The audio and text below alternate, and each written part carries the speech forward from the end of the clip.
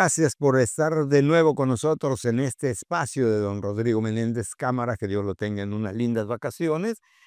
Obvio, el tema, don perdón, me acompaña don Bernardo Laris, o yo a él. Bernardo Laris, ¿cómo estás? Muy bien, gracias, don Manuel. Sí, mucho gusto de estar aquí y de volver a platicar como todos los sábados con nuestro auditorio. Así es, y pues vamos a hablar del tema de moda, que es lamentablemente la muerte de su santidad el Papa Francisco. Recuerdo, Bernardo, que en marzo del 2012, 13. 13, perdón, cuando fue electo el Papa Francisco eh, como jerarca de la Iglesia Católica, nos tomó un poco desprevenidos. ¿En qué sentido? Obvio que ya sabíamos que se iba a hacer el cónclave, obvio que ya sabíamos para qué sirve el cónclave, para elegir al Papa, pero no estaba, hasta donde yo recuerdo, entre los papables.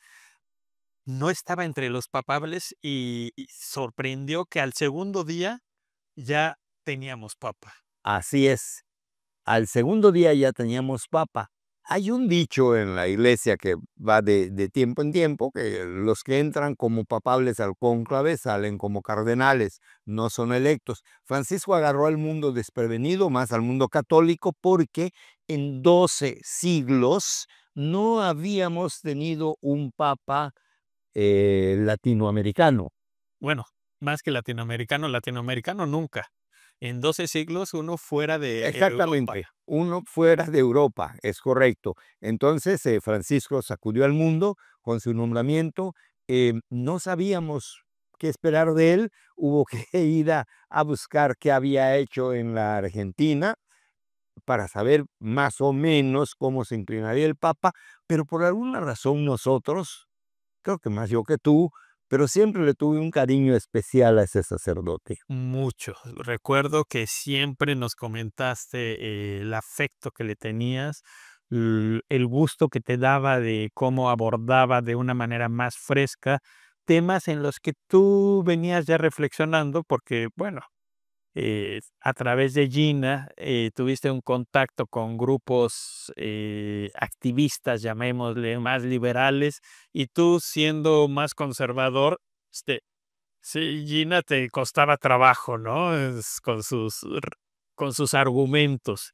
Y de alguna manera, el Papa Francisco vino a dar luz, ¿no? A ese conservadurismo. Vino a dar luz, pero por otro lado agitó las aguas dentro del Vaticano y hubo incluso quienes llegaron a solicitar su renuncia por no tener la preparación teológica necesaria para hacer los pronunciamientos que hacía. Es correcto. Y siempre lo he pensado que Francisco abrió las puertas del Vaticano. Había muchas cosas que la Iglesia conservó por siglos en secreto, que las cosas manejó, si las hacía o cómo las manejó en secreto. El Papa dio grandes golpes a esa apertura. Recuerdo así entre los escándalos de la época que el Papa agarró a un cardenal que era el administrador del Vaticano, si no recuerdo, y le dijo: a ver, chatito, tú no te estás portando bien, por lo tanto, te me vas de aquí, ¿sí? Y no, la iglesia nunca definió qué castigo le pusieron a aquel. Que lo corrieron de allá por irresponsable o por malos manejos, tampoco se aclaró mucho, pero lo hizo a un lado. Y ese va a votar ahorita, el próximo conclave, que quizás sea el 5 de mayo. Esa es una cosa que llama la atención, porque si antes se hacía guardado y no tenía el impacto ni el mérito ni que tiene esta expulsión. Simultáneamente, el Papa abrió las puertas, aunque no en todo lo que se esperaba o lo que algunos esperábamos, pero dio un paso adelante en el trato hacia las mujeres, que por siglos han sido discriminadas en la Iglesia Católica. Sí, pasitos, pero que al interior de la parte conservadora, sí, era un riesgo, significaban un riesgo, porque de alguna manera decían, de pasito en pasito vamos a llegar a cuestiones por las que durante siglos hemos dicho: "No, esto no es así". Es correcto. Y obvio que tenía gente a favor en el Vaticano y tenía gente en contra, como es natural. ¿sí? Muchas cosas hizo su santidad que no eran bien vistas por el grupo conservador de la Iglesia Católica. ¿Qué se esperaba del Papa entonces? Yo no me acuerdo una definición que se hubiera hablado de un Papa progresista o de un Papa transformador, conservador. Pero sí recuerdo muchos pasos que dio Francisco que no esperábamos y que tocó un punto delicado que ni siquiera manejo el lenguaje. Si estuviera Gina, que tú mencionas, me da pamba, ¿sí? Pero el Papa se acercó a las personas LBGTP, ZH, no sé qué más, y los atraco y los abrazó y les digo, ustedes también tienen un lugar que yo no imaginé ver en la Iglesia Católica nunca. De alguna manera no rompió completamente con la ortodoxia. No, No, pero también tenía sus restricciones internas y externas. siempre el colectivo LGBT, sí, fue visto como, bueno, personas que tenían todo el derecho siempre y cuando se comportaran correctamente. Y correctamente, sobre todo en la cuestión de ser célibes si no estás bajo el matrimonio. No hay que recordar que de alguna manera, no de alguna manera, para la iglesia, en su parte conservadora, el sexo solo sirve para reproducirse, o la función, no es que sirva, Sí. la función prioritaria, primordial, importante es reproducirse y unir a la pareja. Unir a la pareja bendecida en el matrimonio católico, que es un sacramento. Fuera de ello, todo acto sexual, incluyendo la masturbación, vendría siendo un pecado. Sí, no vendría siendo, es un pecado. Entonces, en ese sentido decían, bueno, si tú eres, te declaras que te gustan los hombres, pues lo único que, y no te quieres casar con una mujer, pues es célibe. Sí, pero es muy fácil decirlo, ¿sí? Sin embargo, bueno, somos Dios y conocemos el alcance y la potencia de la sexualidad. Entonces, eso generaba muchos conflictos en gente, ¿sí?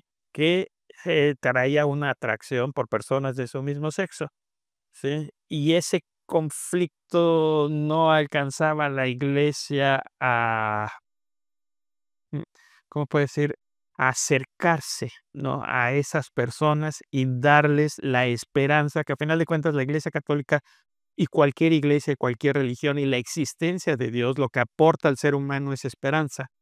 Entonces la Iglesia Católica se veía incapaz de darle esperanza a estas personas. Y yo creo que Francisco, el Papa Francisco, sí logra aportar esa esperanza que tú bien vistes. Sí, no es nada más criticar, sino hay que ubicarnos en el tiempo y las circunstancias, ¿sí? La Iglesia conservadora al 1000, un tema vetado en la Iglesia, o haces esto o te moriste y se acabó. Obvio que cualquier reforma al respecto no era nomás salir al balcón de la iglesia de San Pedro y decir bienvenidos amados y hagan lo que les dé su perdón, hagan lo que les dé su gana. No era así, había restricciones, pero esa esperanza que infundió el Papa trajo también otros cambios, ¿sí? Hay cosas que no se discutían en la iglesia y ahora están en discusión y parece que ganando terreno, sobre todo en los divorciados y vueltos a casar, en el acercamiento de las mujeres a la liturgia de la iglesia, en la aceptación. No estoy diciendo que les haya dicho bendecidos, sigan haciendo pendejadime de donde vayan, pero a esas personas con diferencias, ¿cómo le llaman? Es que no quiero meter la pata en esos temas, con preferencias, Con atracción. con atracción, le digo, a ver, no, ustedes no están condenados, no, ustedes pueden acercarse. No les va a cambiar la mentalidad de la noche a la mañana, pero esa apertura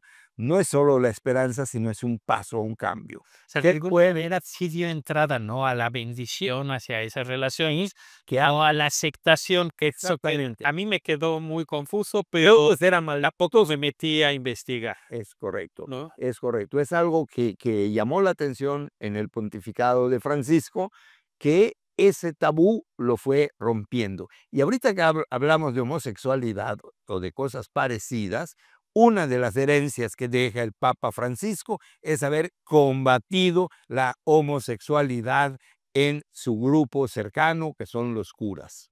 ¿Qué hacían los obispos anteriores? Y hablo de México. Y hablo de Yucatán. Había un padre, un sacerdote, que se metía con niños o con cualquier persona. Antes, lo que hacen los gobiernos, lo cambian de lugar y que vayan a joder otro perrón y que vayan a molestar a otro lado. Se me van esas palabras, jefe. Que vayan a molestar a otro lado. Francisco dijo, no, el que sea culpable de cualquiera de estos actos va a ser castigado. Entréguenlo a la ley, ¿no? Entreguen yo, de alguna manera, la entrada del poder civil de los diferentes países, que en principio debería ser la norma y lo que habría que seguir, pero que en la práctica, pues, se lograba por la buena relación entre el poder de la Iglesia y el poder de los estados, Así es. ocultar esto, ¿sí? Evitar el escándalo, moviéndoles, dándole recursos, un dinero a la familia del afectado, ¿sí? Sí, es un daño que no se repara, Sabemos pero exacto, pero sabemos el dolor con lo que mucha gente creció así es. y que sorprende. A mí me tocó mucho a muchas personas escuchar cuando las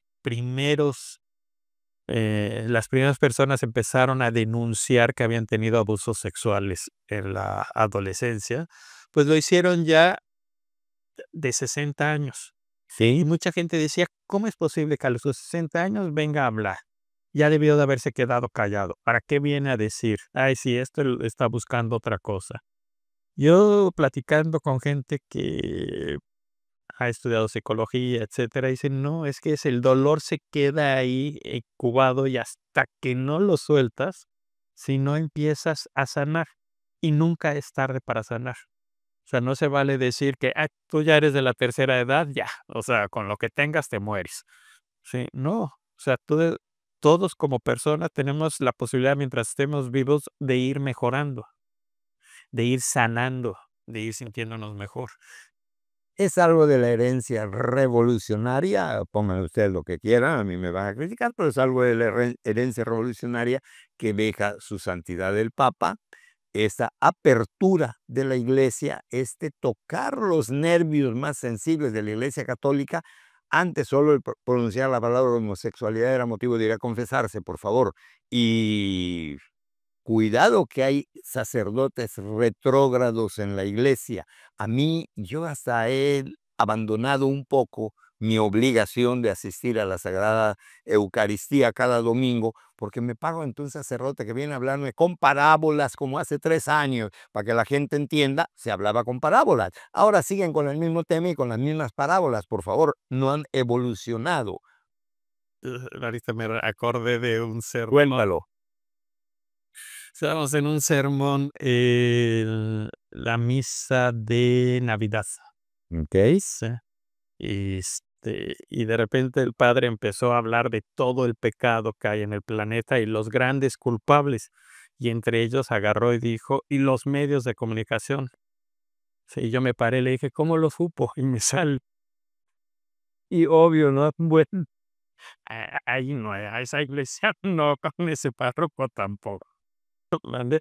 Y también, por otro lado, yo le decía a los pues, amigos del colectivo LGBT, decía, a ver, si la Iglesia Católica no te quiere, ¿qué haces tratando de entrar?